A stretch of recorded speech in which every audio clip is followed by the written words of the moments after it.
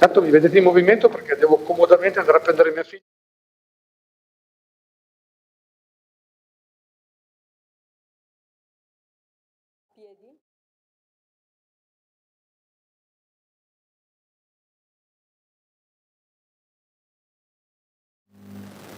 Dite voi quando?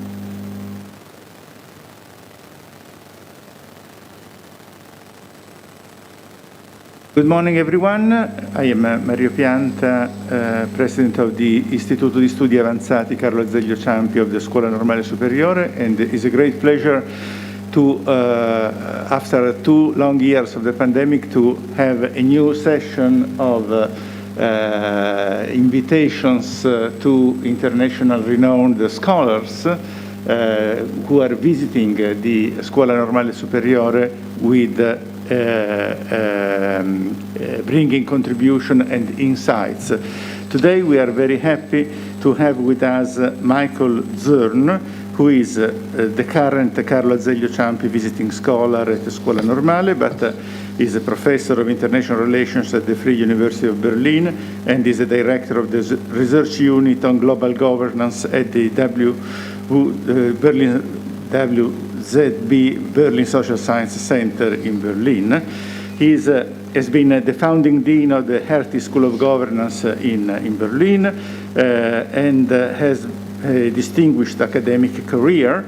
He's an expert of international relations and political science and has recently published a book on the democratic regression in German and has worked extensively on legitimacy crisis, populism, political cleavages, contestation of the liberal international order, and a variety of problems associated to the rise of new authoritarianism. The topic of his talk today will be the new authoritarianisms and the war in Ukraine. And we are very happy that to start with him the new series of Carlo Azeglio Ciampi lectures of the Scuola, who will provide, we hope, a distinguished contribution to the intellectual and policy debate. We have now the greetings from our director, so we can introduce Luigi Ambrosio, who is director of the Scuola Normale Superiore and who was unable to be in Florence with us, but is giving us his salutations in this.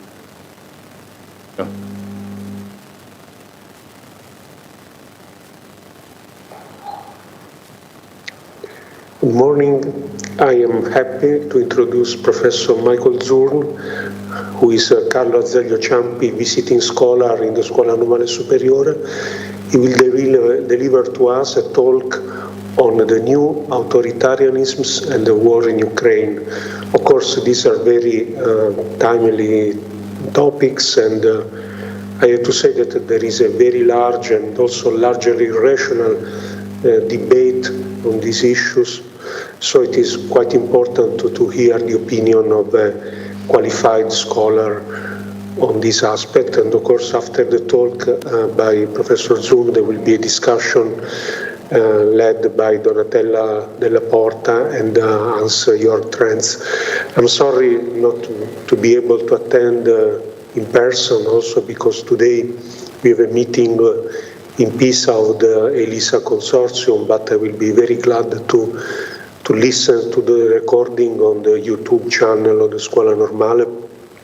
And also I will be happy to meet in person Professor Zürn, maybe in his visit also to the Pisa site of the Scuola Normale. So now I leave the floor to Mario Pianta, who will introduce better than me the speaker. Thank you.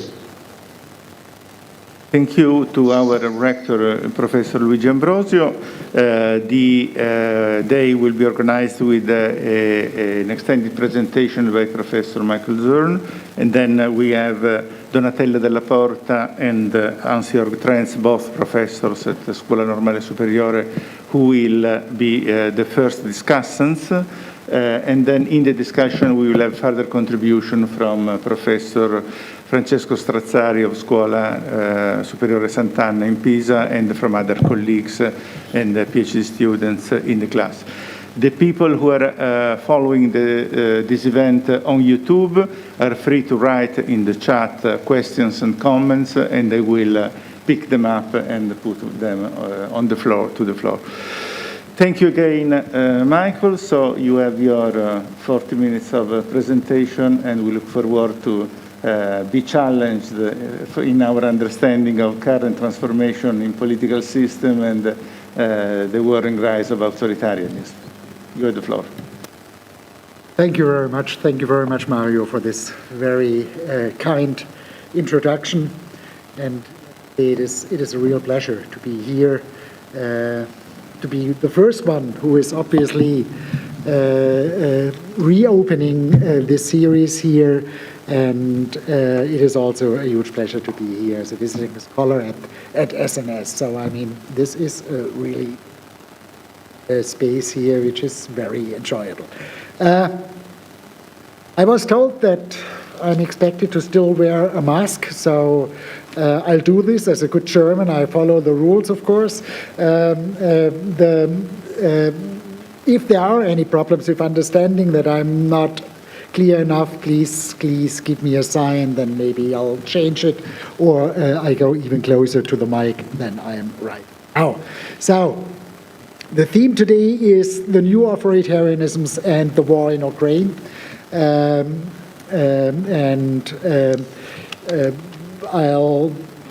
I'll begin to think a little bit in general about this whole notion that we handle very often autocratic political systems as if they are all the same, but obviously there are enormous differences. And one of the enormous differences is that they display a very different behavior regarding foreign policy and regarding their willingness to use violence in their foreign policy. So I just start out by coming to a debate that you all know, that especially neorealism and John Mearsheimer argue regarding the war in Ukraine, that it is the responsibility of the West. It is essentially a mismanagement of the power balance game, and therefore quite independent for the domestic politics in Russia. This war is the outcome of a sort of a systemic change on the international level. The systemic change is probably unchangeable and not influenceable, but there is a sort of a mismanagement of this change, and therefore it is the responsibility. I take this just as a starting point to make clear why I do think it is so important when we look at authoritarian states and their foreign policy to look at their domestic structure. I mean, there are probably three arguments against this sort of neorealist assessment of the situation. The first is, sometimes looks a little bit strange, the bedfellows in the political debate, that authoritarian populists, leftist parties, and neorealists obviously go together in this sort of judgment. But of course, that's no counter-argument. I mean, if strange bedfellows are right, then they are right? But I just want to mention it because maybe it plays a role later. Probably more important is that, yes, Mearsheimer put forward this argument, but I personally, and now as an IR scholar, would argue there is no necessary basis in neorealism to put forward this argument. The theory cannot distinguish between good and bad balancing. It just tells you essentially that you should balance power, but it does not tell you how to do it. And that was a sort of a personal judgment in the last years of Mearsheimer to say the West moved too much forward to the East.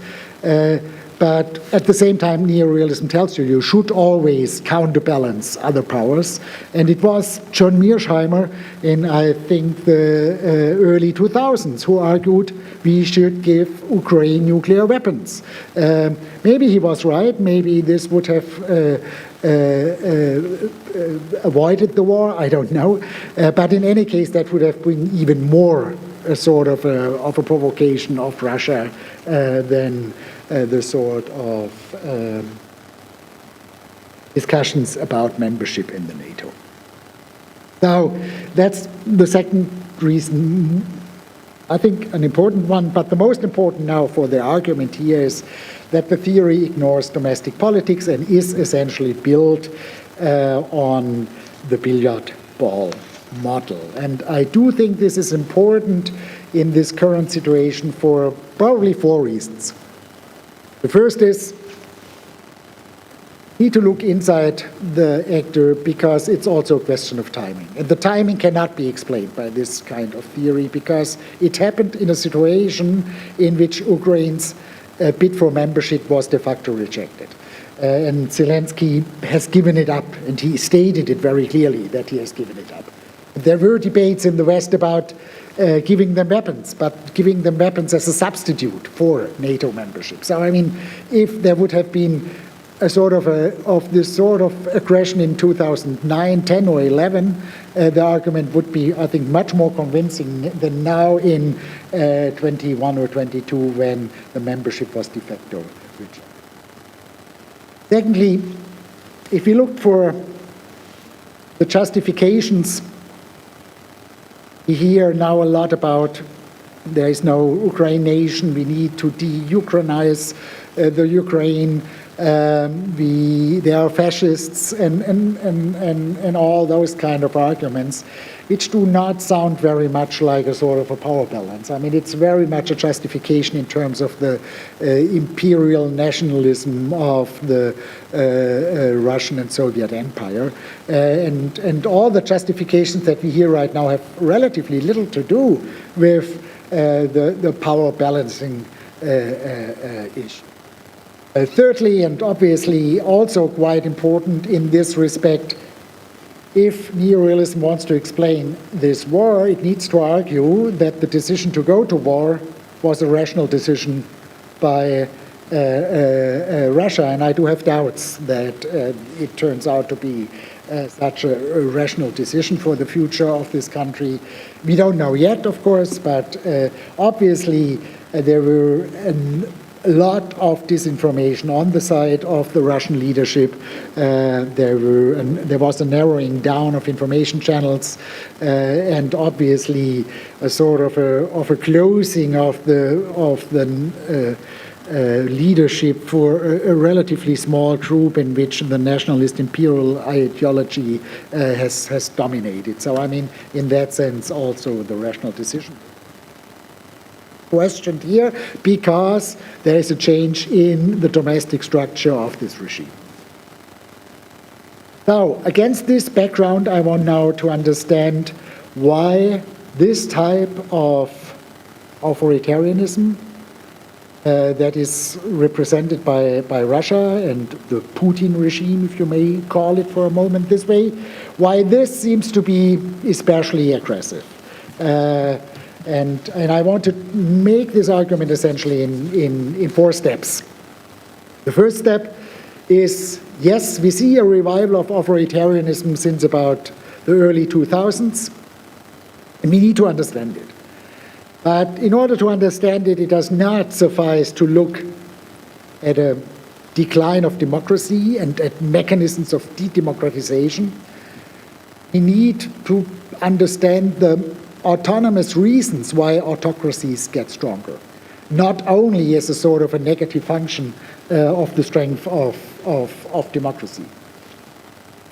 Against this general argument, I try to develop a typology of autocracies that builds, of course, on the classical typologies of Juan Linz and others, in order to say, well, there are 2 new ones, and those 2 new ones are those that grow, that have grown since the early 2000s, while other ones still are in decline.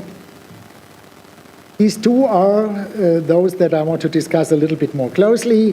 That is something that one may label populist autocracy, And I would see Russia as a case of populist autocracy, and I will justify this later, and technocratic autocracy, for which probably China is a prime example. And those two types have grown in the age of globalization. Finally, I come back to the beginning and make the argument why the former one, populist autocracy, is more war-prone than the latter, that is technocratic autocracy. So that are the 4 steps of my argument. Let me start out by showing why I think the early 2000s is the decisive turning point. And I do this because that's the best data that we have. The best data that we have is about democracies. It's not about autocracies. That's the VDEM data. It essentially points to the number of democracies in the international system and to the share of democracies as part or as share of the overall number of states. And what we see here is essentially indeed a very linear, strong growth of democracies after World War II. It is almost as linear as modernization theory would have predicted. But then there is, in a sort of an unexpected moment, only 10 years after the fall of the wall, only 10 years after the breakdown of the Soviet Union, there's a turning point in the early 2000s. Probably 2001 is the symbolic date where we have, within a few weeks, on the one hand, 9/11, and on the other hand, McNeil at that time speaking for Goldman Sachs and creating the term BRICS. Those 2 moments took place within 4 or 6 weeks, and that's the sort of turning point that we see here. Anyway, the rise of democracies goes back again, weakening all sort of teleological and linear statements and making strong again the argument, which has been put forward by many, of course, that the success of democracy is not something teleological. It's not something that happens automatically. It depends on specific historical constellations. And the downturn that we currently observe is already now not much weaker than the one that we had in the 1920s and 30s.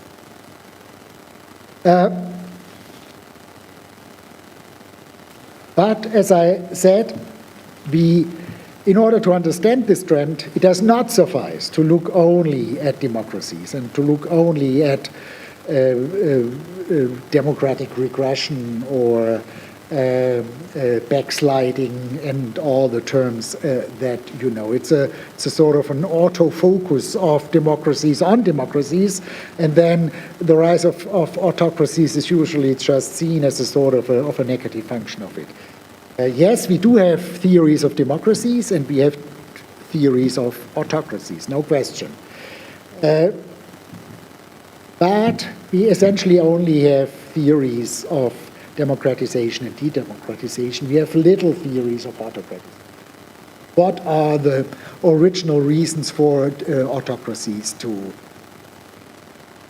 and my contribution at the core tries to provide a little input into this direction, because this latter thing, theories of autocratization, are missing. And I start out because I think any good theory of autocratization needs to distinguish between different types of autocracies. I start out by looking at the typology, and I develop essentially the typology by looking on specific features of autocracies which need to be there, but which in terms of the specific way this feature develops can also vary. The first one is very well known. I think that's the basic definition of Juan Linz. There's an encompassing power ambition of power holders. There's no separation of power, and there's also, I think, which is very important, no full acceptance of functional differentiation, because there's the ambition that the political system can determine which kind of social subsystems are autonomous and which are not autonomous. But of course, this encompassing power ambition is something that you can observe with respect to all autocracies, but there are of course differences. From limited to all encompassing, this is essentially the distinction that Friedrich and to some extent Linz as well has drawn in order to distinguish between authoritarian and totalitarian autocracy. The one about the power ambition, whether it is limited or all encompassing. The second feature that can vary is that in any case there is some sort of no alternative, a claim that there is no legitimate opposition. Opposition can be created for some instrumental reasons, but it needs to be controlled. Opposition is not essentially something built into the system, and therefore opposition gets either co-opted or repressed. And these are also two different variations. The third, there's this, if we forget empires for a moment, but if we talk about national autocracies, there's a certain tendency that the legitimation narrative is very much based on this idea that the authoritarian leaders represent an homogeneous body of people. That's the built-in anti-pluralism, and that can be, of course, a very conservative, a very simple one. We want to maintain order, and it's important for our people that the country works properly in the extreme case, a redeeming vision. But in any case, both of those arguments build on the notion of a homogeneous body of people. And the fourth one is, I think, quite important to understand that it is a specific conception of authority that comes with authoritarian regimes, because there is no question that democratic regimes know political authority, they know epistemic authority and all that, but it is an understanding of authority which is an interactive one, where authority is landed and requires accountability. There is always the possibility to reject the recognition of authority within democratic states, while authoritarian states have a possessive notion of authority. Those guys have authority, and there is no way to withdraw the authority on the authoritarian. We take those four features and combine them, then we come to 16 types. And I do not want to speak now about all possible 16 types. It would be probably a nice exercise to think this through, but I just want to focus briefly on 5, and I don't have to spell this out. You can also read it. It is probably the 5 types that are, in a sense, more important ones. I'm not saying that I cover all the important ones, but I mean, clearly military dictatorships, military authoritarianism still plays a role. It has the feature that it is a small group of military people with a very personalized but limited power ambition. The opposition gets both co-opted and repressed. There is a legitimation narrative which is very much looking on tradition. We need to maintain order. Order is the decisive thing. And there's a little mobilizing ideology that needs to be, or where the leaders expect the people that it gets internalized. Military authoritarianism is in decline, essentially. I'm not saying that it is gone. That would be crazy, looking at Myanmar and some other cases, but it's probably in decline. Socialist authoritarianism as well. It's essentially gone. The remaining cases are North Korea and Cuba, and they again are very dissimilar. Clearly, the power holder is a party which gets over time depersonalized. Only in the beginning with the revolutionary leader you have a strong personalization. It's a crystal clear hierarchy. And it is, as we know from extreme cases of authoritarian socialism or of socialist authoritarianism like Stalinism, it is potential or ambition. Opposition gets strongly repressed. There is much less cooptation than in cases of military leadership. There is a strong socialist vision as legitimation narrative.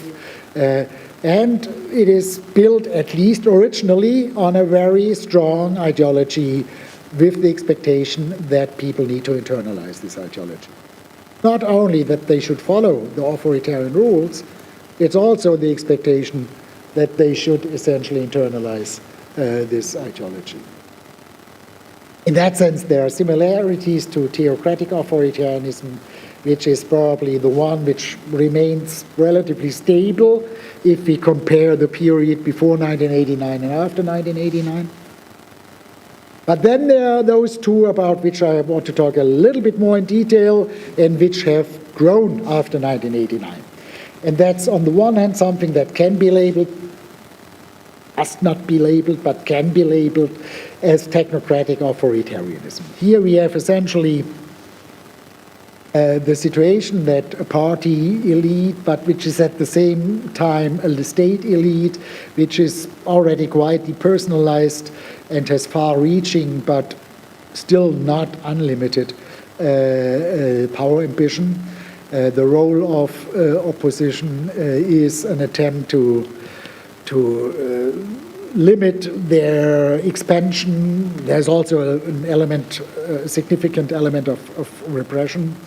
The legitimation narrative is here very much built on good decisions, on performance, on growth and wealth, and on the right decisions, therefore technocratic authoritarianism. The mobilizing ideology is relatively weak. I mean, even today with the changes that are going on in China, China is of course the prime example. This ideology is extremely weak if you compare it to the high times of Maoism. Now, and the other one which is growing strongly is populist authoritarianism. Here we have a party with personalized leadership. There is no attempt of controlling everything and getting control over all societal subsystems, so it's limited to some extent. There is a very varied role to handle opposition. The legitimation narrative is very much built on nationalism, on an exclusive nationalism, and the idea that the majority should get the will of the people, which is the one that is emphasized in this group. And we can see essentially when those authoritarian populist parties are trying to win elections in democratic political systems, the ideological element is extremely strong. But when they take power, the ideology over time declines, the role of ideology over time. Ideology remains the same, but the role of it declines, so that there is even some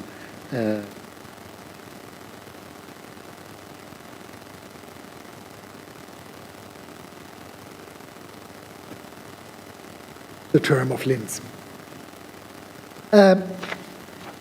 So let's look at those two cases a little bit more closely. Argument is that we have a new composition of authoritarianism. Composition of authoritarianism has changed after 1989. And it has changed because those two types became more important. In the case of technocratic authoritarianism, probably Singapore and Vietnam could be seen as cases in addition to China, but that needs to be discussed. It is, I mean, to use a term of President Johnson in the 1960s in the US, it is a war against poverty, which is very decisive for those groups. It is an enormous wealth production. It is this whole idea of getting things done. I mean, if I communicate with my Chinese colleagues, there's still an enormous pride about the way Corona was handled. It's always this sense, we get things done. We can build a subway in 2 years. You need 20 years. That's something what they say when they come to Berlin. That may have something to do with Berlin as well. But it's very much based on this argument, we get things done. And of course, this whole notion, we get things done, we are powerful again, we are rich again, we are wealthy again, creates a sort of a sense of pride. I mean, when you interact with Chinese people, you can feel it, that there is this over 100 years of humiliation is over. And in that sense, that's also a very important element of the success of technocratic authoritarianism. Authoritarian populism is, in the first moment, parties, movements that emerge within democracies, within consolidated and less consolidated democracies.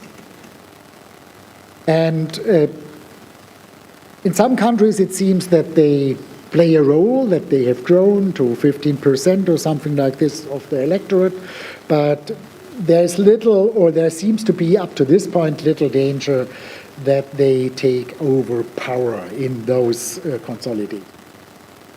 The Scandinavian countries, also Germany, in that respect would be an example. But then, of course, in very specific situations, depending on the election system, on the voting system, there may be situations when a support of, let's say, 25% of the people for this kind of party suffices to get in power. Trump is, of course, the major example.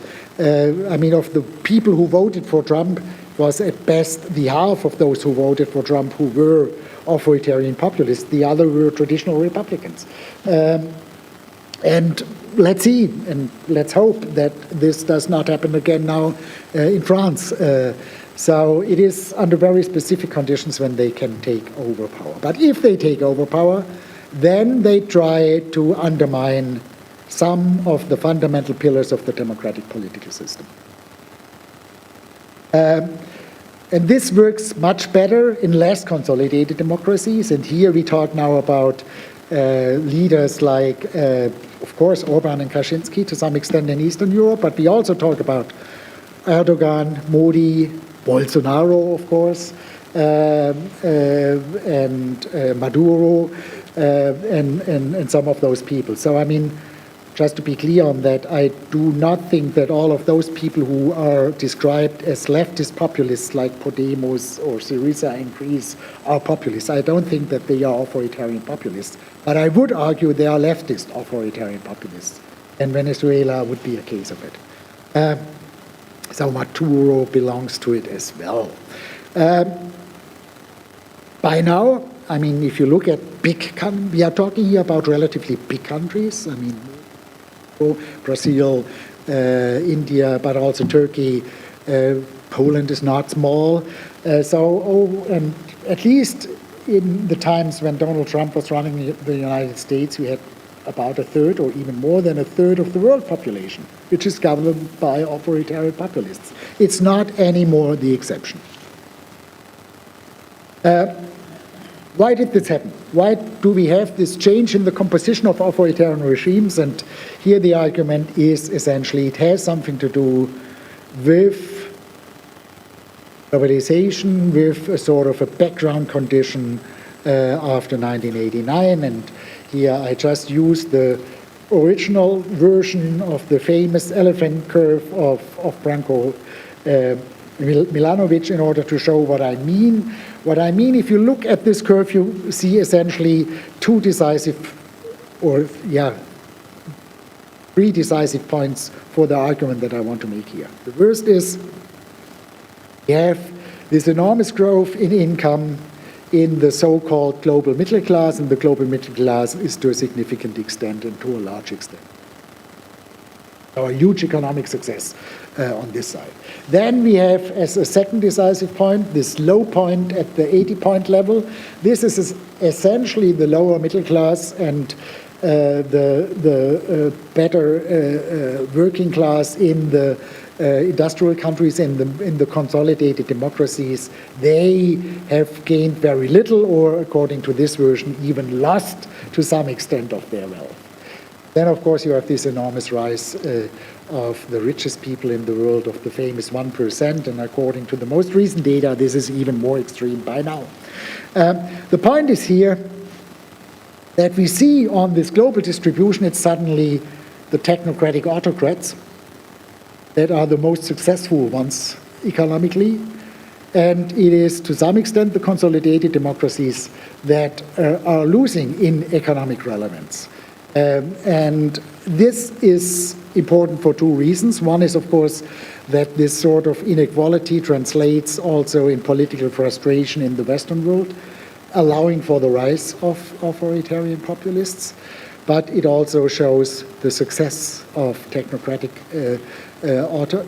autocracy, and it essentially is a story which is historically, I think, it cannot be underlined clearly enough, because it is for the first time, at least since the Industrial Revolution, that this very old narrative, if you want to have a decent life, if you want to consume successfully, if you want to drive a nice car, you need to live in a Western democracy.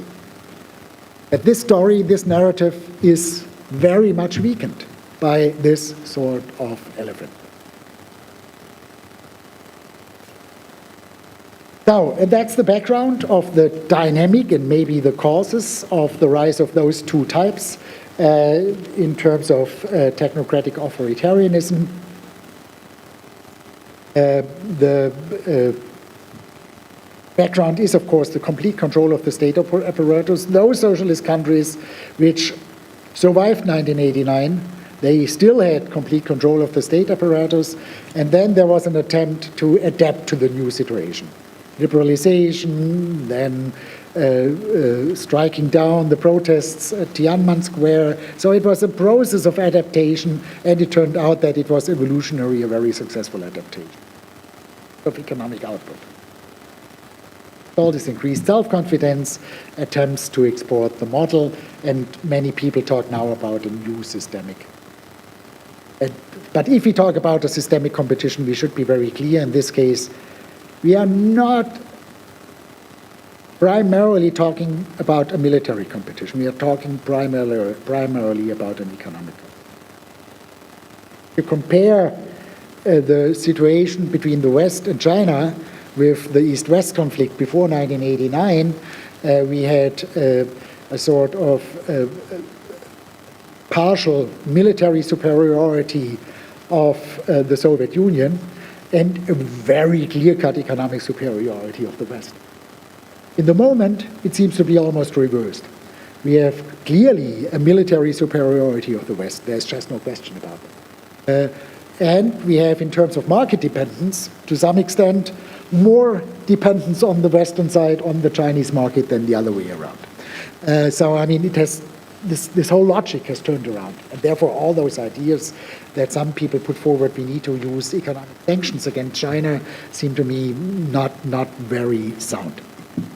Anyway, populist authoritarianism is the other one, and again, as I said, this is one that starts within democracies. It's not the evolutionary adaptation of existing autocracies. It starts within democracies, and it has very much to do with the sort of globalization movement and the rise of a new social cleavage between, let's call it, cosmopolitans and communitarians, or Gall versus Tan, as Hoke and Marx formulate it. This cleavage has on the communitarian, on the authoritarian populist side, groups that are anti-pluralist, nationalist, majoritarian, and decisive.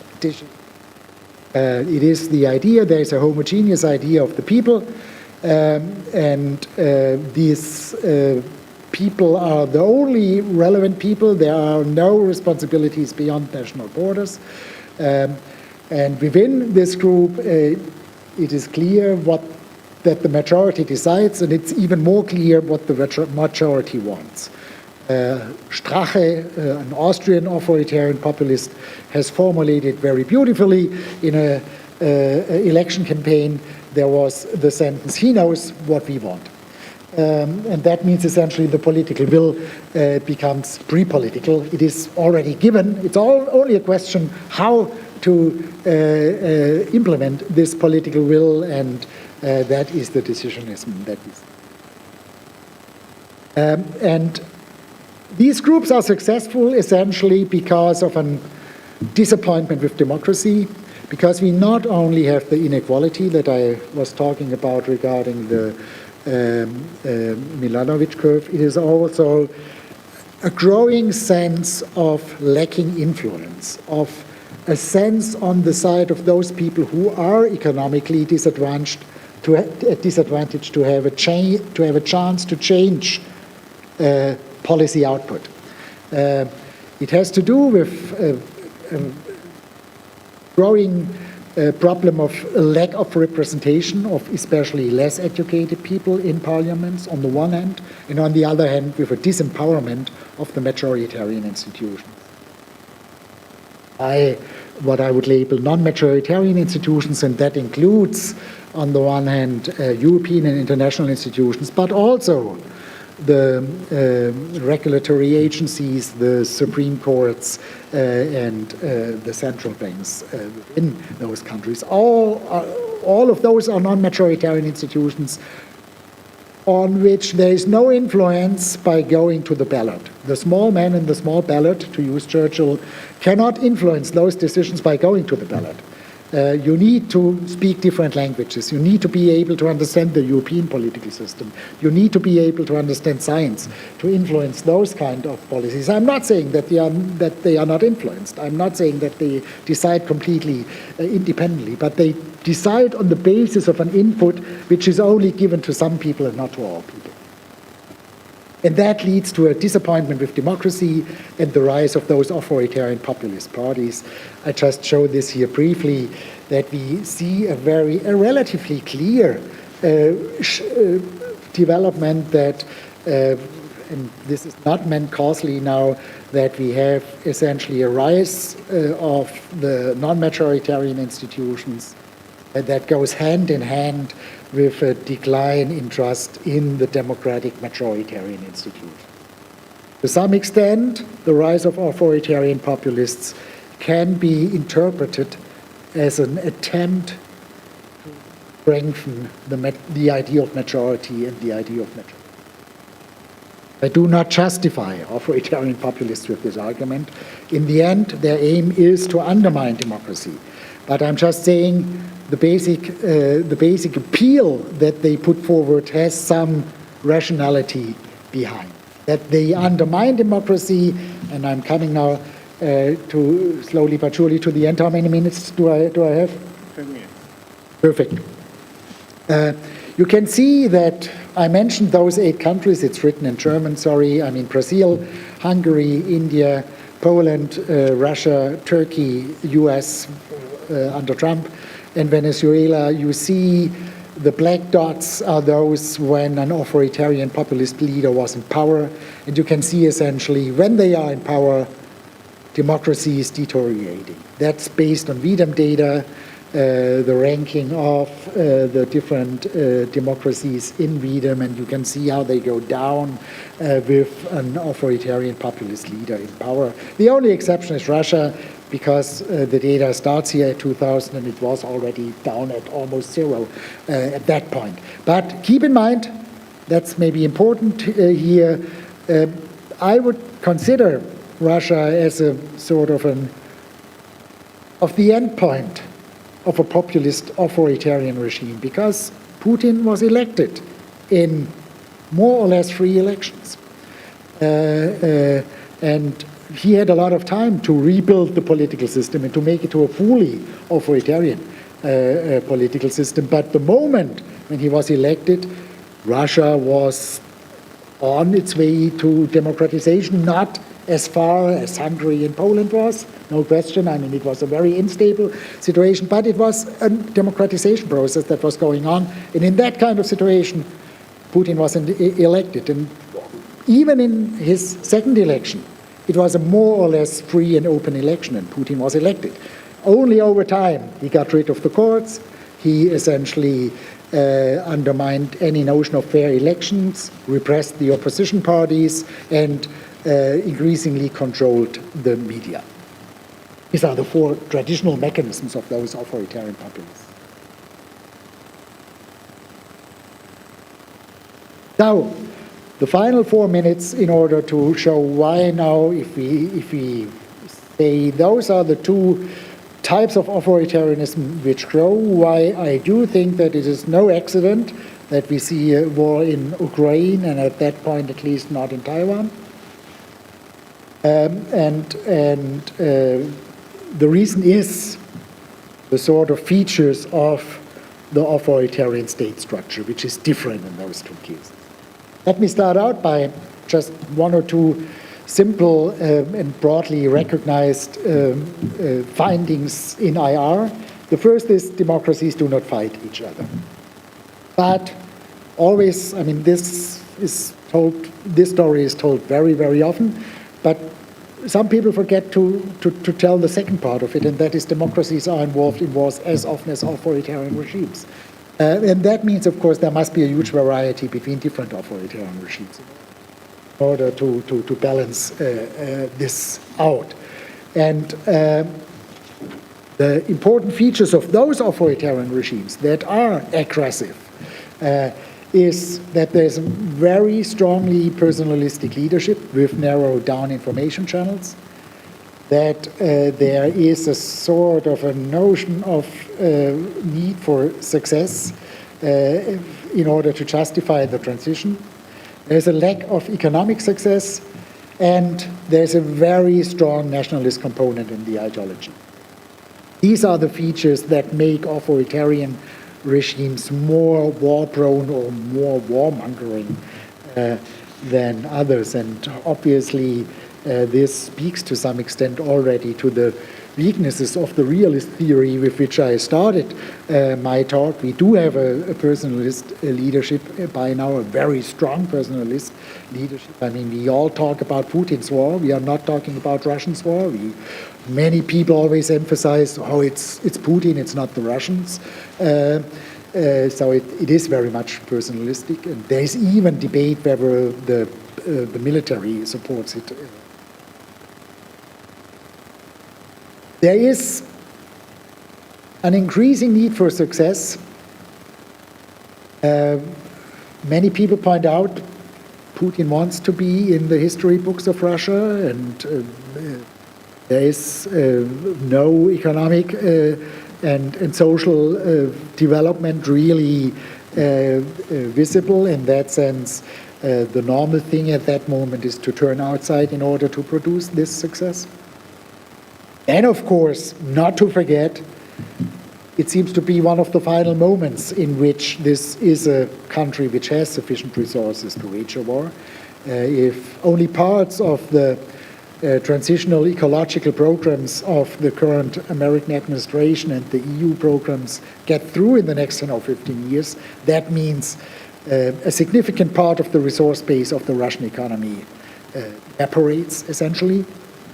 So in that sense, there's also time pressure. And finally, as we see in the justification of the war, nationalism is by now an absolutely dominant justification of.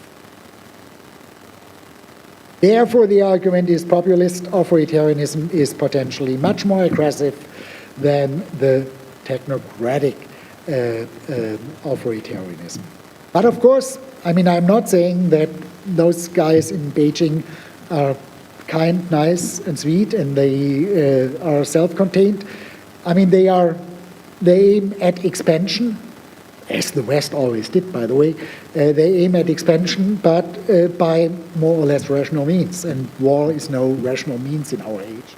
So they use economic resources to increase their influence, and they will, of course, use any political opportunity in order to get more control of Hong Kong and of Ukraine and of the islands in. So I'm not saying that there's no problem. I'm just saying they choose different means. And in that sense, it is populist authoritarianism which is aggressive and offensive.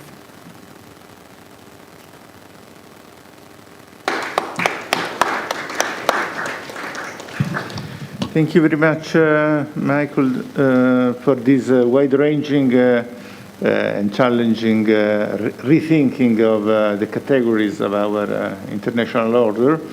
I give the floor now to Donatella, who is in Berlin and has followed online the presentation.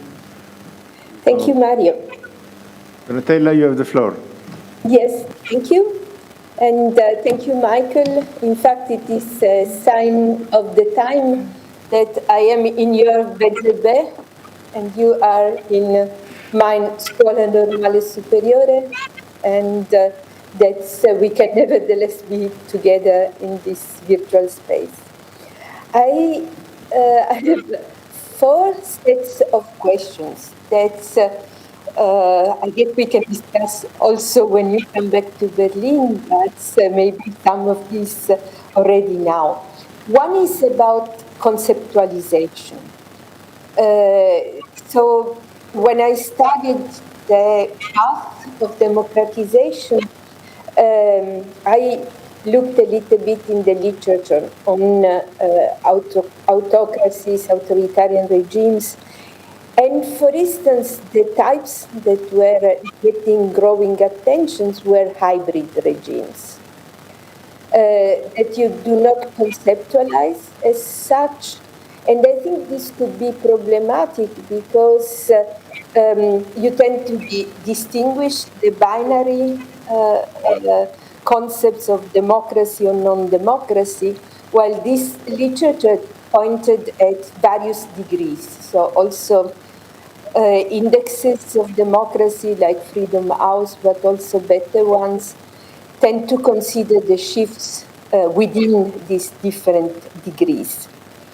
Then, also thinking about the traditional conceptualizations of authoritarian regimes, there was a lot of attention to the one-party authoritarianism that was contrasted with the military and more traditional. Now it seems to me that you have split the one-party type of regimes into the socialist one that you consider as no longer relevant, and the two ones that you consider instead as growing, the technocratic and the populist. And I wonder if returning a little bit back to that literature can also help singling out some characteristics that the one-party system have in common.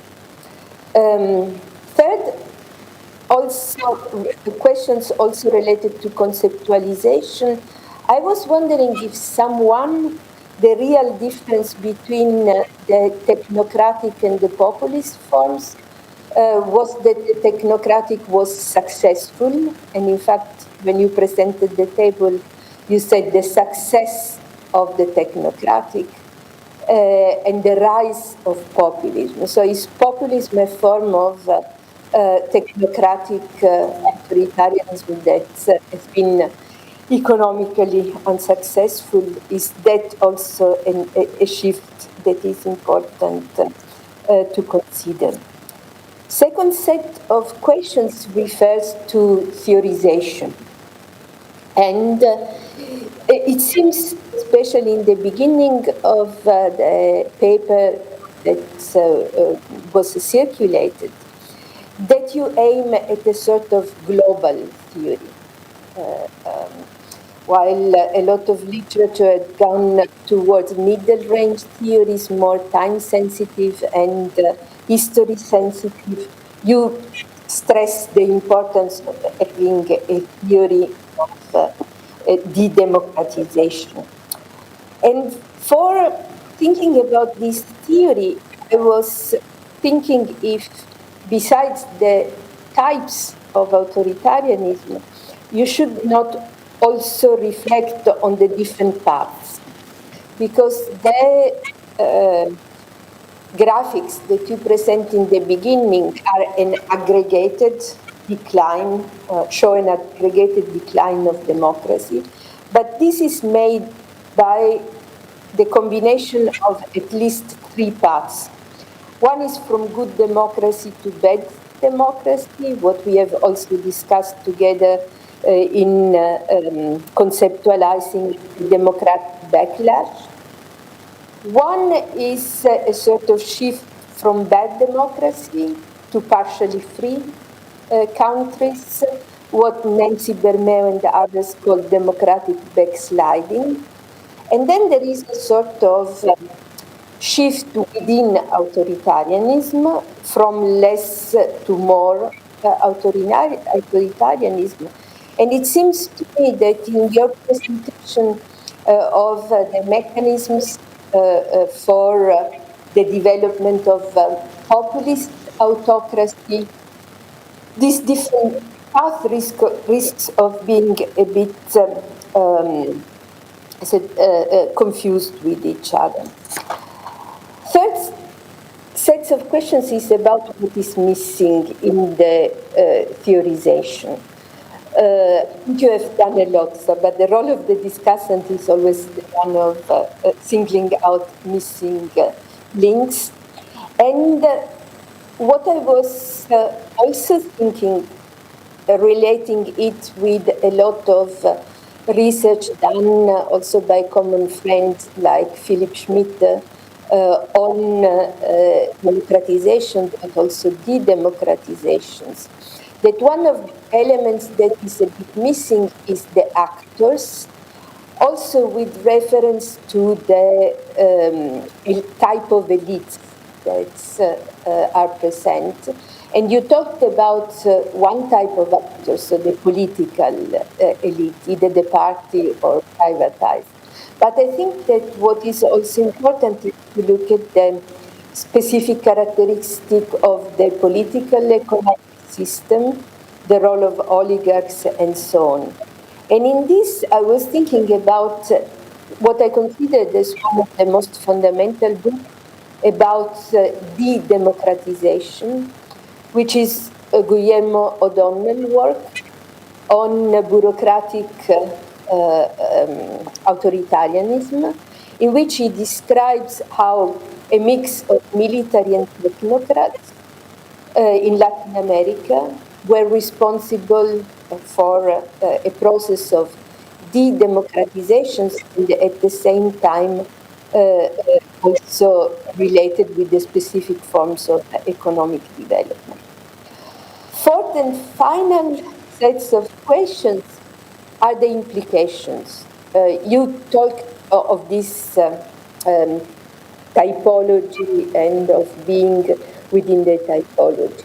And you have addressed the implications about the positions towards war. I was wondering also about another important element, which we also discussed in our work on the backlash, which is how can we go beyond these types of regimes. So what are the implications for the types of resistance, the type of conflict within, and also what other actors can do. Thinking about more specifically the war, being comparative political scientist, I would go even further the reflections on the domestic causes, thinking not only of the domestic causes in Russia, but also at how this challenge to the democratic order have impacted also on the other actors in the crisis, on Ukraine, but also potentially on the United States, on the European Union, and also on the different countries within the European Union. But I've learned a lot from your presentation, and I look forward to discuss it. Thank you very much. Thank you, Donatella. We have a dense agenda for discussion, and Hans-Jörg Trenz, professor at Scuola Normale, will add as an additional discussion. Thanks. The agenda for this debate this afternoon is set with regard to the question, how has Russia under Putin developed, and can we recognize the contours of a new regime here? What is it in essence, and how stable is it? And also, is such a classification exercise actually possible at all in terms also of what we know about hybrid regimes, as also Donatella mentioned in her response. But you provide a quite clear-cut response, which is that Russia developed as a type of authoritarian populism. So I would like to discuss this further. First, is authoritarian populism a regime, and also how stable is it? And one obvious problem here that I see is that authoritarian populism applies to Russia, but possibly also to other cases, also cases within the EU, such as Hungary. So is the Putin regime still populist, or is it turning into something else here? And if you talk of authoritarian populism, it is obviously also still a variant of populism. So is this still the case? Does this still apply to the case of Russia? And if I look the debate about populism, the literature about populism, we have learned one thing here, which is that populism is actually a rather unstable system of government. And we cannot really say that populism is a new type of regime. And the reasons that are given for this are quite clear. It is the inbuilt ambivalence of populism. It is, on the one hand, democracy, on the other hand, authoritarianism, and it always shifts in between. If it goes in one direction, it ceases to be populist. So populism, we always need to ask what comes after populism. And after populism can come again democracy. That might happen in some cases. It was also the prediction given 20 years ago by Ralph Dahrendorf that populism, once in government, would turn democratic again. This has not turned out that way. It can also become authoritarian. So the response would be that after populism comes authoritarianism. This seems to be more empirically the case if you look at the current situation. So the response here is whether what comes after populism then, and maybe Putin also started as an authoritarian populist 20 years ago, what comes after? And so we need to understand better here the type of authoritarian regime that emerges here. And if a populist leader goes all the way from a kind of populist regime to authoritarianism, the question is then whether the term populism should still apply. And because apparently the aim here is to be no longer ambivalent, but to cut the lines to democratic values. Not so much to popular mobilization, because this is still needed in the ideology of the authoritarian regime. But then we have, I think, one historical precedent for this type of regime, which is fascism. So I wonder how you would, why not call it actually fascist? And if you read Putin's ideologies, you encounter more or less fascism, very comparable to writings that were done by Italian ideologists in the 20s or 30s. So what's the difference here between authoritarian populism and fascism? Then you also do not mention imperialism, which seems to play an important role in the legitimation rhetoric of the Putin regime. And imperialism would be particularly useful to explain why Russia is war-prone. Your last slide here. So it might not be the populist authoritarianism that is war-prone. Hungary, for instance, is not, but this could be explained by imperialism. Then it is definitely useful to come up with this typology of autocracies that you did, but we might look at further distinctions here. And the types of autocratic regimes that you describe are stabilized to some degree. The ones you selected from the 24, I think it was distinctions that are made in the Linz book. But Russia might be a case actually of a rather unstable regime here. And then you could think of other distinctions. For instance, what's the distinction between authoritarian regimes and despotic regimes? Does Putin become despotic? There might be some incidences for this. Despotic regimes would be probably distinguished by cutting the line to popular support. But this is not necessarily the case of Putin, because if we can believe to Russian opinion polls, he still has popular support. Another distinction could be between an authoritarian regime and a terror regime.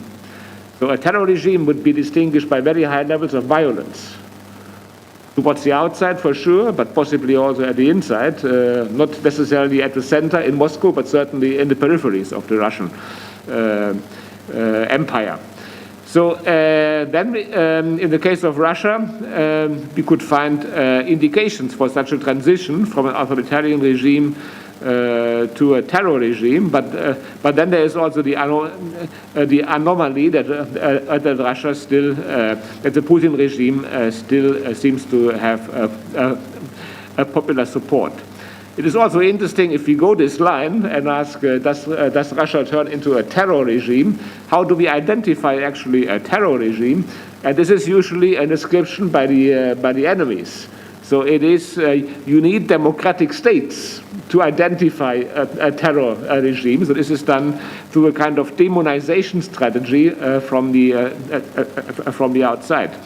This brings me to the responses to the development of Russia, and of course now to the war of Ukraine by the so-called democratic world, or by what remains of the world order. And to understand these responses, I guess that demonization is quite useful. That precisely they are blamed for their terror acts.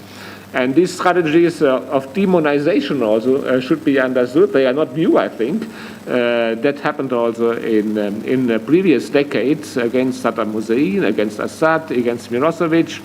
And they are always used to kind of unify then a public opinion and to identify the adversary here, and also to justify military actions that can be very costly, or also very costly decisions like, for instance, oil boycotts. So demonization then basically is a communication strategy that is used by the adversaries, and however it is. There's a double-edged sword here, because those who demonize can also be morally blamed. So the moral blaming game can be turned then against, which is also something that happens then. It might not necessarily unify then the so-called West, but it might also divide the West. Because if people start to claiming that Russia or that Putin is a demon, then there is another group of people who also wishes the US to be blamed as a demon. So demonization might actually turn out to be rather divisive. If you compare, for instance, debates in Italy and Poland, you see huge differences here. And then demonization might have another negative effect, that it actually prolongs the war. Or it might even contribute to the kind of to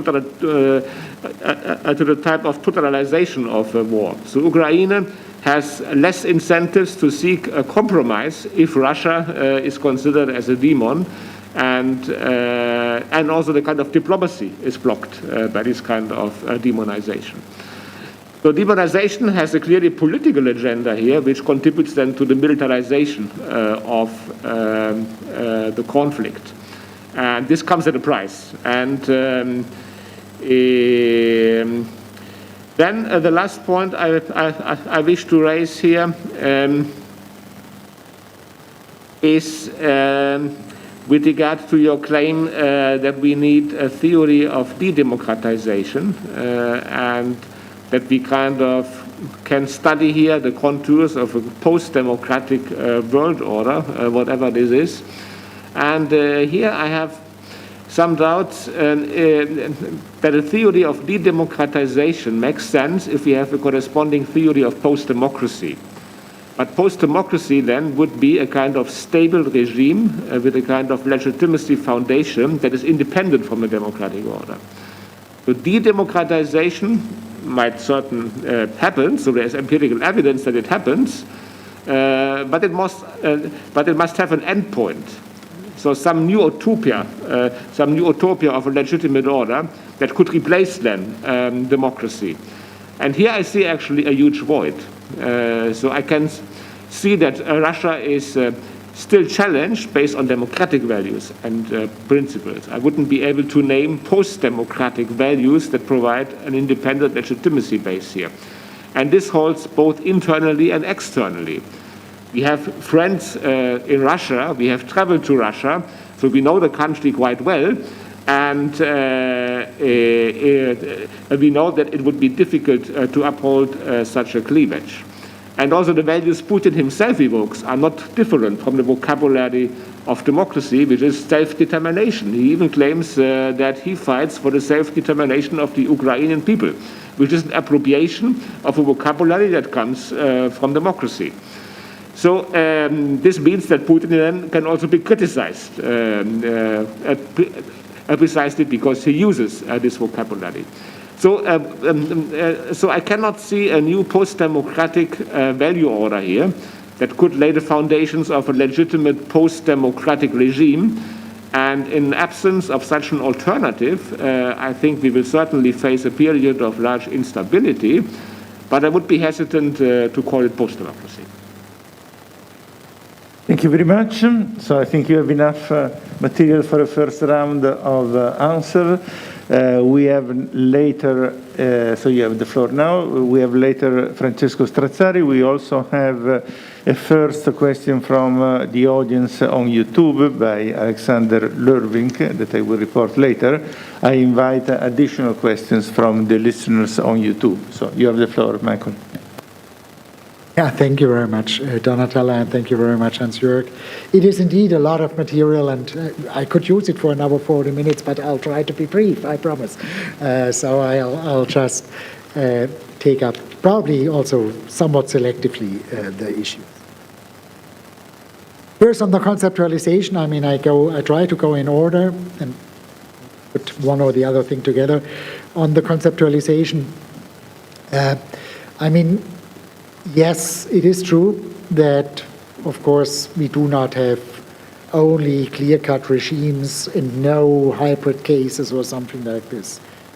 But my point essentially is, I mean, it can be contested, there's no question, but my point is that we should not think about this dichotomy, or only think about this dichotomy, democracy and autocracy, and then move in from a continuum from the perfect democracy to the extreme autocracy, and then all those things which are in between are hybrid. The argument is that, yes, on a very abstract level, one can make this binary distinction, but then when we look at autocracies, it may not make sense to measure them in terms of democratic freedom or something like this. In order to understand those regimes better, we have to develop a typology which is independent of the notion of democracy. And that is something that all those measurements that we currently have not done. They all do it against the background of the notion of democracy. And the further away from democracy, the more autocratic. And then it would follow, by implication, the more aggressive and the more bad and the more ugly they are. But the argument is now, if we move away, we have sort of independent logics of working, and we should separate them because they are separate. That's essentially the argument. It's not the argument that those 5 types that I developed then are pure types that always remain the same and are extremely stable. There are hybrids between those different types. I'm just saying this dichotomy or binary between democracy and not sufficient to understand the dynamics. We need to sub-distinguish between different the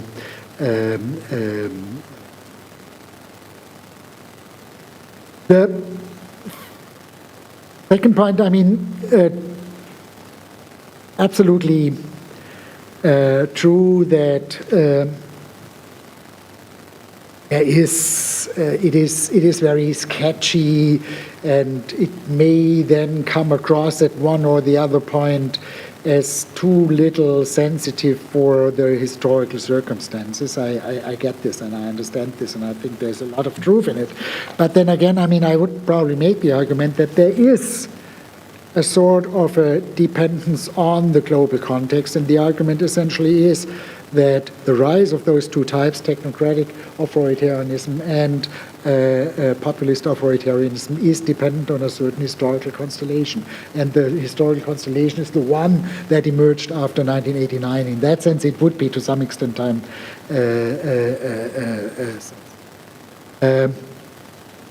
True, I mean, I agree. It is catchy, and therefore there is clearly too little detail about the actors and the actors beyond the leading actors. I think I buy this point completely. It may be very helpful to look there at the bureaucracies and other things. Partially it's taken up by looking the way the opposition is handled. I mean, there is a type of autocratic regime which co-opts opposition, and in that sense extends the actorship behind it. But in others don't do it. So I mean, but absolutely right. I mean, there is a lot of space to develop the argument. Fourth, that applies, I think, to both. Is this question about the implications? Is there room for democratization in those different types of autocracies? What kind of resistance can we observe? Absolutely right. I mean, I'm silent on this. I'm not saying anything about the stability of those different five types, probably implicitly by saying the more unstable they feel, the more likely it is that they move to aggression. And in that sense, I probably consider the Putin type as less stable than the Chinese type. But we should be always aware, the more brutal, the more repressive against opposition an authoritarian regime is, the less likely is a successful democratic transformation, the less likely is a sort of a revolt that leads to democracy, because many of those who would have to carry the democracy have chosen the exit option.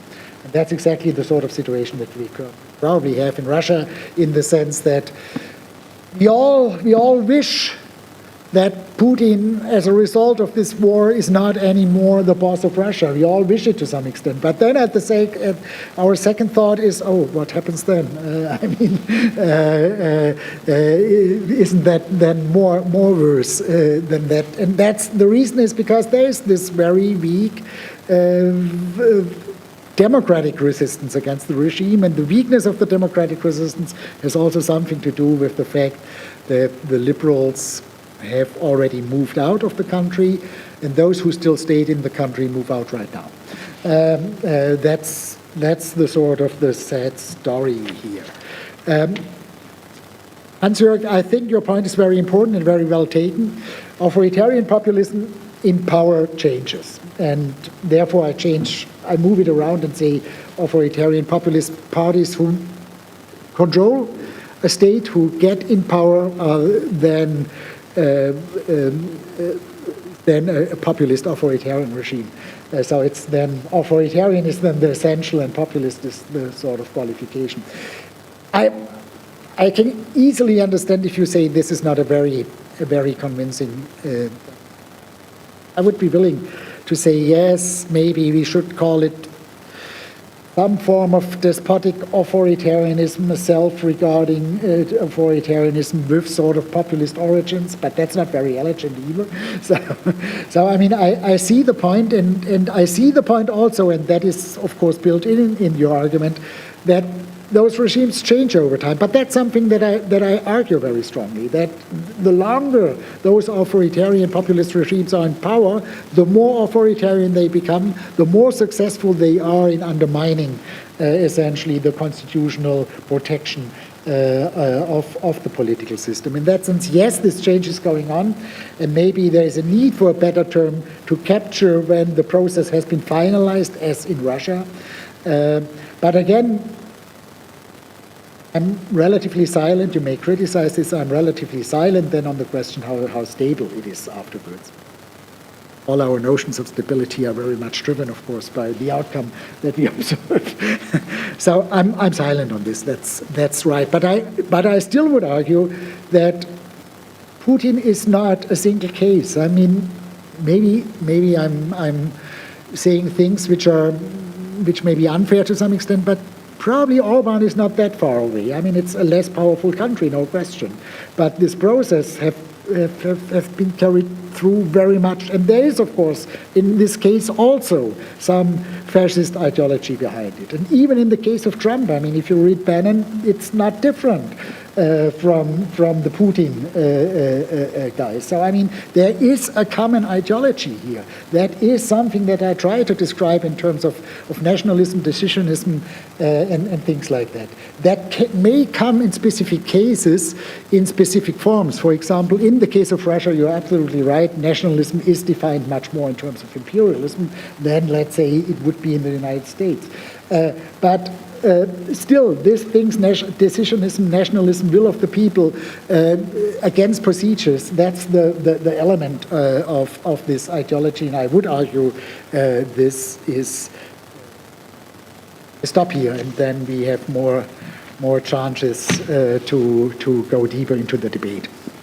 Thank you very much. Francesco Strazzari, are you online? Yes, I hope you hear me well. Yeah, you have the floor. Okay. Yes, thank you. Thank you for this very challenging and interesting presentation. I just limit myself to one consideration as an IR scholar, which is I have the impression we are indeed in the shadow of empire here. The way we categorize and conceptualize nationalism in the case of Russia wouldn't apply the same way, even in presence of similar qualification, if we were to understand nationalism in Ukraine. And I have the impression that there is an issue here that is the reason why we read Mearsheimer, that is among the IR scholars is the ideologist of empire, of great power politics. He's the one who not only wanted to selectively proliferate nuclear powers, but also wanted to appease Slobodan Milosevic on the idea of Greater Serbia. And there would be several instances of that. He was widely and well read in the Kremlin, along with a number of other political scientists. I'm thinking about Anatoly Migranyan, who was selected already by Boris Yeltsin in 1993, just before bombing the White House in the case of... Donatella.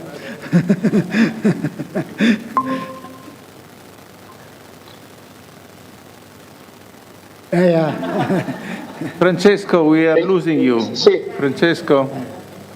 Can you hear me? Again? Yes, okay, sorry, you are back now. Go ahead. So thank you. So, I was saying that Anatoly Migranyan is the first one who articulated in a rather clear way what was the ideology of Pinochetatia, the idea of stabilizing the middle class following the example of Augusto Pinochet. And I think if we follow that line of thinking as a great power, which is the only way we understand how Russia can approach Ukraine today as a rebel province to be brought back to order through military means, I think we come to the exception, which I understood in your argument, Russia is at some point, which is Russia in the first decade of the new millennium.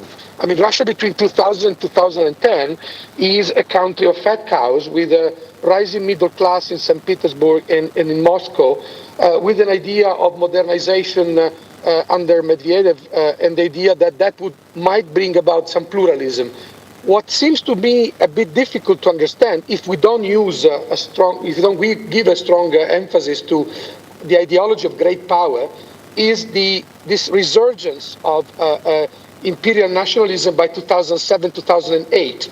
I think that doesn't follow straight from an analysis of the political economy of Russia, unless we introduce an analysis of variety of capitalism. So my question is that, in fact, is how do you Can you help explain how we observe not a U-turn, because there is that latent line about the iron fist and the strong man already starting from the mid-90s in Russia, but how to understand such a dramatic change by 2008 in Russia? Is that can we understand that if we don't take into account the agency of the political leadership, which is a bit what Donatella was bringing to the discussion? Thank you.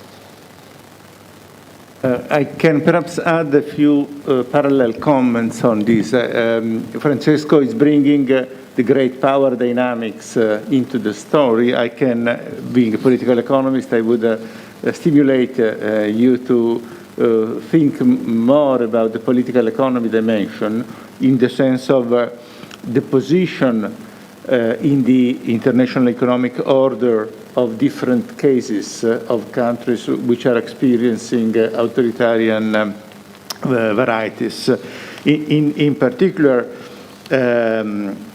we have countries which are moving towards a higher position, moving toward the center of the world system, such as China, and this is a trajectory which has very specific connotation, while a lot of the authoritarian populism are countries which are declining and losing ground compared to their previous hierarchical position in the global system, and many of the European cases and the democratic backsliding is happening in this context.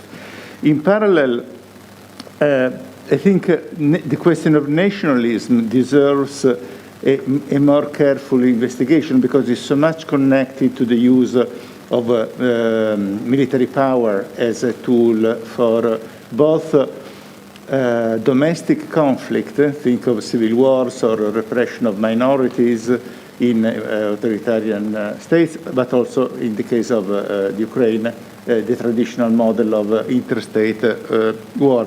But here, when this happens, what we see is always a failure of an alternative way of political organization of the international order. The case of Orban is constrained in its policy option by the belonging to the European Union, of course. And so political institutions of international nature can provide a very important counterbalance to the danger of degenerating. And the history of the Balkan Wars, the Yugoslav Wars, is a clear example of a lack of an international framework which opened the way towards the transformation of nationalism into military conflicts. So these are further avenues. Let me just mention the question that comes from the audience. Alexander Lervink is asking, in the case of Russia, how do you explain the failure of the Minsk agreements between Russia and Ukraine? And how do you explain warmongering in Libya and Iraq? You have the floor, and then we take an additional set of questions. Okay, again, a lot of things. I start out with Francesco. I think this is a very well taken point, and there the vision that there was the election of Putin and then everything changed and the democratization movement and the hopes with the democratization movement ended, and there was a new pathway towards populist authoritarianism. That's maybe too simple, and there's an overlay period in which clearly the Putin government still had also hopes regarding the democratic modernization of Russia, but at the same time also began already to undermine democracies. In that sense, I would say the period then between, let's say, the first election or the second election of Putin and the early 2000s or 2008 is a period in which we have those two elements essentially in parallel, and that is, again, not that dissimilar. I mean, you see it maybe less in Hungary than in Poland, that you still have this double element, and you would still have in those states in which are governed by authoritarian populists, you have different degrees of the strength of the liberal opposition. Funny enough, and surprisingly enough, in Hungary it was always extremely weak. In Turkey it's still relatively high, so that changes and that plays a role. There's no question about it, and that creates those periods of transition where we have two logics to some extent working at the same time. Mario, I'm not completely sure that where I would argue that all authoritarian populists, or that all countries with strong authoritarian populist parties are in decline. It is, I mean, to some extent, it started out in countries like the Netherlands and Austria, which were probably winners of the expansion of the European Union. Even Poland and Hungary are clearly winners of the last 2 or 3 decades. I mean, even also within the competition of Eastern Europe. So I think it is not only, authoritarian populism is not a response to decline, rather one would or could argue the kind of policies they implement in the long time may undermine their economic success. But to some extent, a vibrant economy that is globalized, that creates the sort of new cleavage, and that also creates those winners which look so scandalous and frivolous, is maybe part of the rise of those. In that sense, I'm not sure whether I would say that all of those countries where there is a danger of a victory of authoritarian populism are those who are economic losers. And I mean, now, this question of how strong is authoritarian populism driven by inequality, I think, or by a lack of economic performance. And there I would argue we should be careful. I mean, if we take the absolute level of inequality, we should take into account that the authoritarian populists in Scandinavia do have as much votes as in some other countries. And if we take the Gini index, not the over time, not the absolute inequality, but the relative over time, we never should forget that there are, I think, 3 OECD countries where the rise of inequality is much less accentuated than in the rest. And that's France, Netherlands, and Austria. And those are the 3 countries where the whole shit started, right? So I mean, this is sort of a paradox. So, but I definitely see this point, and I think it is a question of the different types and their economic success and their role in the world economy, and that probably is very important for the further development if they are in power, and then also very important for the question of expansion or aggression. There is probably a tendency that those who lose or who go down in the global hierarchy, that those are probably more aggressive than those who stay. And I agree. I mean, I fully agree. If we complete the theory, and it's really only a sketch, we should probably ask 2 additional questions. One is, to which extent is this country restrained by international institutions? That's what you pointed out. And the other, of course, is how powerful is it? I mean, can it do damage? I mean, clearly, German National Socialism was much more evil than Italian fascism. But even if it would have been the other way around, it was the Germans who could do the damage, right? I mean, in that sense, there is always the question of how much power is behind such a movement.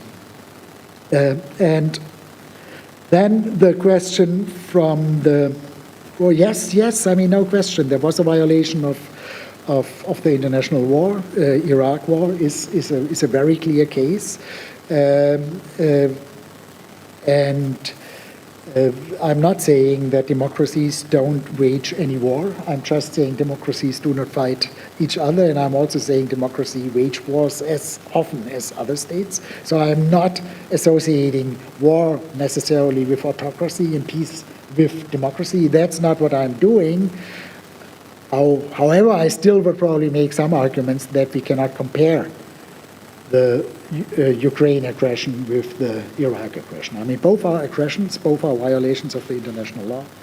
But in the end, I think it was a sort of a neoliberal, extremely naive belief. If we only get rid of Hussein, then the Iraqi people will essentially develop on their own as a democratic country, and we do not want to control this country for a very long time. And that's different in the case of Ukraine. But that doesn't make a huge difference for the argument. Yes, democracies fight wars, there's no question. Questions from the floor? Yep. I have a very small question concerning one small portion of your overall talk, which I enjoyed a lot, so thank you a lot. I will pass by your office in the next few weeks, disturbing you. No, I was coming back to your point about the common ideology. There is a common ideology here, and when you were presenting the features of this new authoritarian populism, and you addressed the point about ideology, you said it contains nationalism. And I was wondering here if we can broaden the sentence and add it contains nationalism and religious elements, strong religious elements, and anti-gender issues. And I stress this since, in my view, they are some aspect of the ideology of new authoritarian populism increasingly relevant, which are also those aspects that allow a sort of internationalization and networking among liberals, both at the elite level, but also at the civil society level, so those associations and groups and intellectuals which support. And so in my view, or better, this is the question, this could also interact a bit with the other aspect of your typology, which concern causes and dynamics. So I was wondering if perhaps working a bit more on the characteristics of the ideology of this new authoritarian populism could also explain a bit better also some current causes and dynamics, and perhaps we could add an extra layer, to the typology, which offers us also the possibility to find new little types of cells. Thank you. Thank you, Manuela. Gianni Del Panta.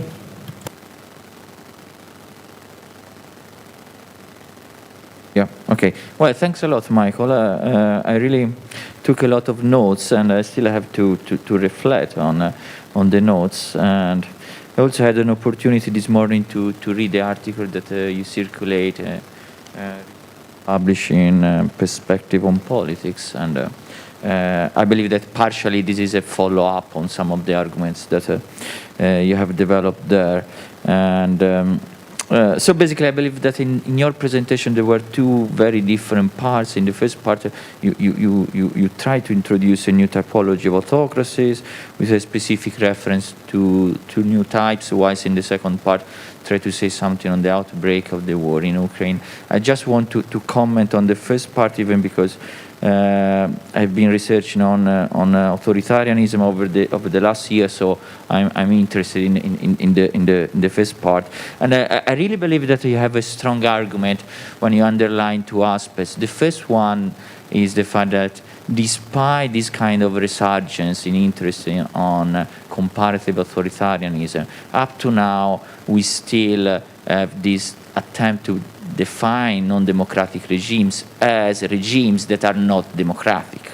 And therefore, I believe that your attempt to introduce some futurists in order to understand authoritarian regimes as different regimes from democratic regimes is particularly interesting. Even because sometimes, I don't know, for instance, if you think about the concept of autocratization, sometimes it is also used to explain a move from electoral authoritarianism to close authoritarianism. Now, evidently, it's always possible to say that a country is more or less authoritarian than another. You can say that Saudi Arabia is more autocratic than Algeria, but if you have a look at the way in which regimes work, it doesn't make any sense to say that Algeria is more authoritarian or Saudi Arabia is more authoritarian, and so on and so forth. So I believe that this is very, very, very important and very interesting. I have a question, a critique, and suggestion in this regard. My question is, what's the relationship between the futurists that you introduce and the dimensions that you show in the slide?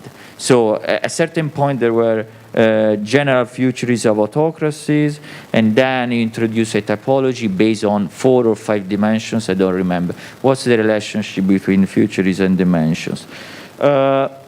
My critique here is the fact that these kind of types are not mutually exclusive and are not able to include all non-democratic countries. For instance, where should we put Jordan or Morocco? I would say as monarchical authoritarianism. And some of these typologies are almost empty. So, for instance, theocratic authoritarianism, possibly there is just Iran there. You can add Saudi Arabia, possibly, I don't know. But then are not mutually exclusive, because Saudi Arabia is also a monarchical regime. So this is my critique. And finally, my suggestion is the fact that I believe that here you really have a strong argument in showing how there is some kind of convergence towards. So why is in the 2000s there was the idea of a convergence towards a gray area that was the hybrid regime? I believe that you show how some very authoritarian regimes, such as China and Vietnam, have moved toward a less authoritarian type, whilst previous democratic regimes or not particularly stable regime or some kind of hybrid regimes have moved towards a more clear authoritarian type. And here I believe that it's the most interesting contribution of your presentation. The fact that now there is a new map of authoritarianism, and you should really stress this kind of new types of authoritarianism more than, at least for me, presenting a completely new typology. Thanks a lot. A PhD student who is working on Russian civil society, Maria Chiara Franceschelli. Thank you, Mario, for the introduction. But yeah, most of all, thank you, Michael, for the presentation. Also took a lot of notes, and I think I also gathered a lot of interesting suggestions for reflection. My comment or my question is way more niche than the people who raised some points before me, and regards the role of the 90s in Russia specifically. At some point you said that 2001 was a turning point, but I'm not sure I totally share this view, or maybe I just misunderstood what you meant, because I think that somehow the role of the 90s is overlooked sometimes when we talk about the rise of Putin's new authoritarian regime, because as true as it is that like the Yeltsin period was not as openly authoritarian as we might consider the Putin one to be, I'm still quite sure that it somehow laid the basis for the rise of Putin and for the intensification of Putin's authoritarianism.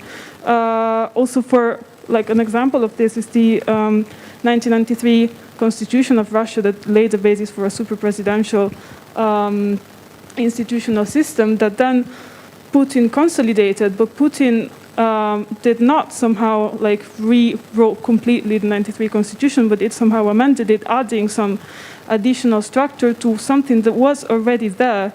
And also the fact that an institutional state-building process lacked during that period. So in this, I agree that somehow we miss the theory of de-democratization and de-autocratization, while we have a lot of theory of democratization and autocratization. I do agree with this a lot, but at some point, but at the same time, I cannot really see the 2000s as a turning point, or as a somehow authoritarian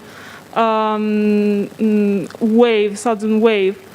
Well, I see them more as a crowning of a process that was already began, that was already started in the 90s, and that then was just made blatant somehow.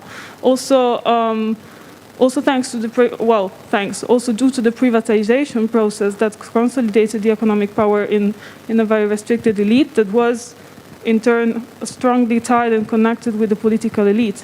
So I would also like to hear your opinion on this, about the 90s and their role in the consolidation of Putin's regime and somehow now. Thank you. Nicholas, you had a question? No other one? No, thank you very much for the presentation. I'm not a specialist in authoritarianism, but I had a question which is kind of similar to Pianta's. Because when you show the graph from Branko Milanovic, you kind of explain this as a cause to the rise of authoritarianism. But as I see it, and also from your examples, like the authoritarianism seems to be spread across the whole graph. No, you have China and India, which are on the winning part, and you have some European countries which could be in the losing part, and also the rich authoritarian countries that, or for example, like in the U.S., like rich elites of supporting some kind of authoritarianism. So, like, how do you make the explanation for this whole curve? You have the floor, Michael. Yeah, again, thank you very much. Really great comments and a lot to think about. I start with the nationalism issue question, Manuela. I agree with you. This needs to be spelled out more, and probably it is true that different types of authoritarianism also involve different types of nationalism. So, I mean, it's not a question of nationalism or not nationalism, but different types.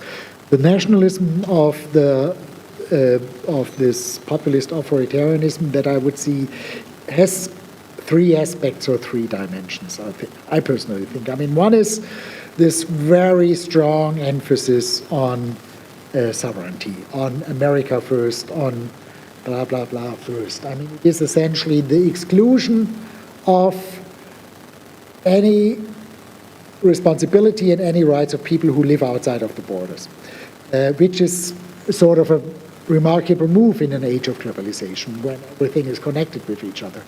And it is this element which leads to a very, very strong rejection of all kind of international or Europe.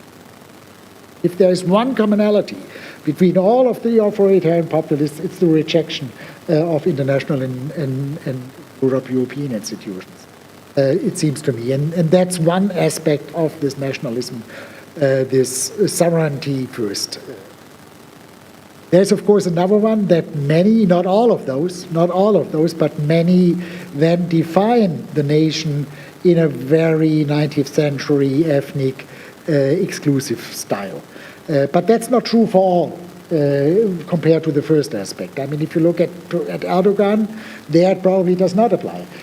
So in that sense, there are differences, or that is much less defining this exclusive notion of nationality, the non-civic understanding, the blood understanding of nationality.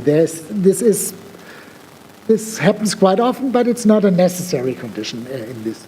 And the third one is, of course, this whole idea of majority, of the will of the people, and it's so easy to know the will of the people, and you don't need any procedures because that only leads to chaos and to diffusion of the will of the people. So this understanding, there's a notion of there's a nation, and this nation has a will.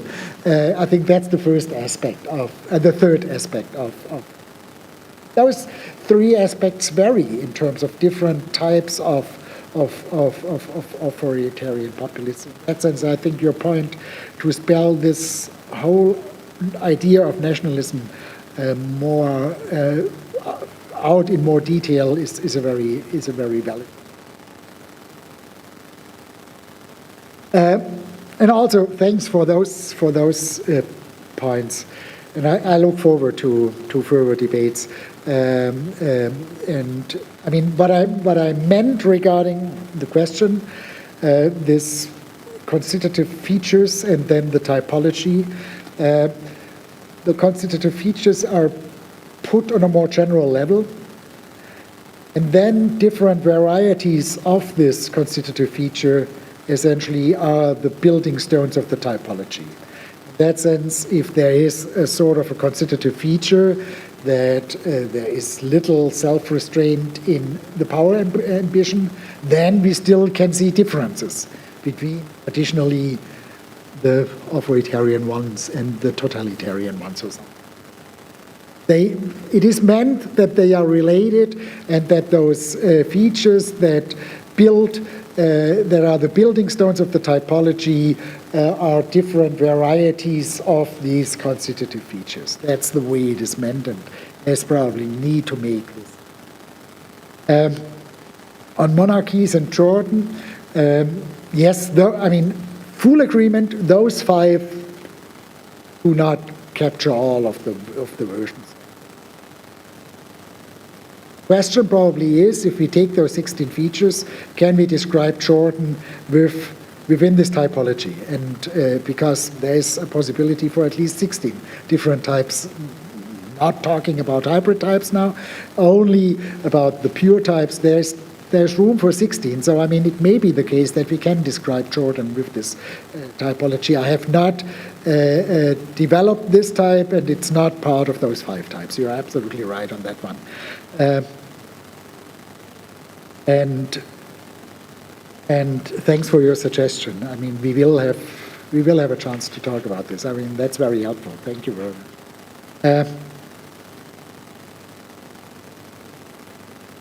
Yeah, I mean, there's always a danger if you make very general arguments. There's always an element of immodesty about it. I mean, there are all those experts coming from, in this case, this very fascinating story of Russia. I mean, my point is probably not to, or I would defend myself now by saying, yes, I know Yeltsin was not a beautiful Democrat or something like this. But I still would say there was a moment of democratization going on. There was no attempt to control everything. I mean, there were scandalous and frivolous actions to get support for re-election by distributing the rights for the resource companies to some people with the expectation to support it. I mean, that's scandalous. There's no question. But I mean, it seemed to me still as a process of democratization, and he did it because he knew that he can lose elections, right? And as long as you know that you can lose elections, it has something to do with democracy. In that sense, yes, I see the point. I see both points. The other one was mentioned before, that Yeltsin was not a pure Democrat, and also that there were elements of democratic thinking in the early Putin years.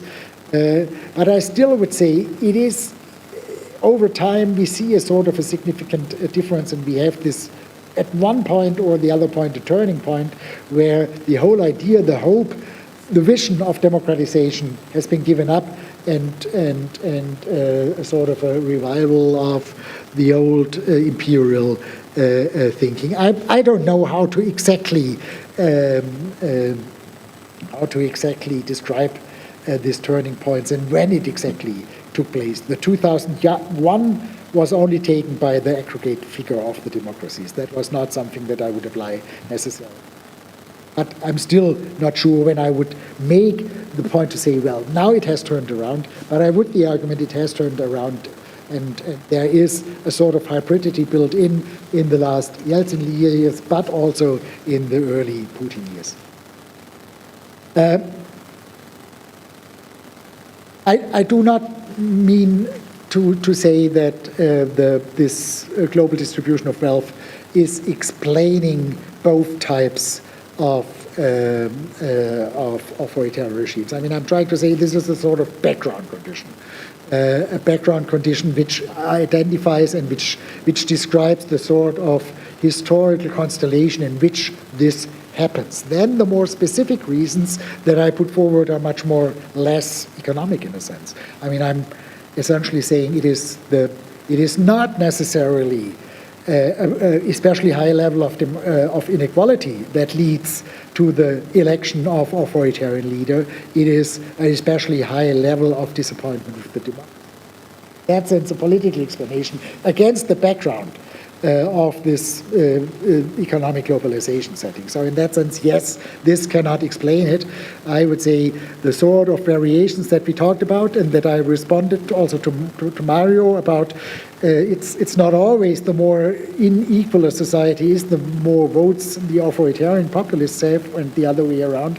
That is essentially the argument. Now, here we have to look at political processes. It's only a sort of a background condition. Thank you very much again. Donatella, you have additional question? No, I'm very satisfied. Thank you. It was very inspiring.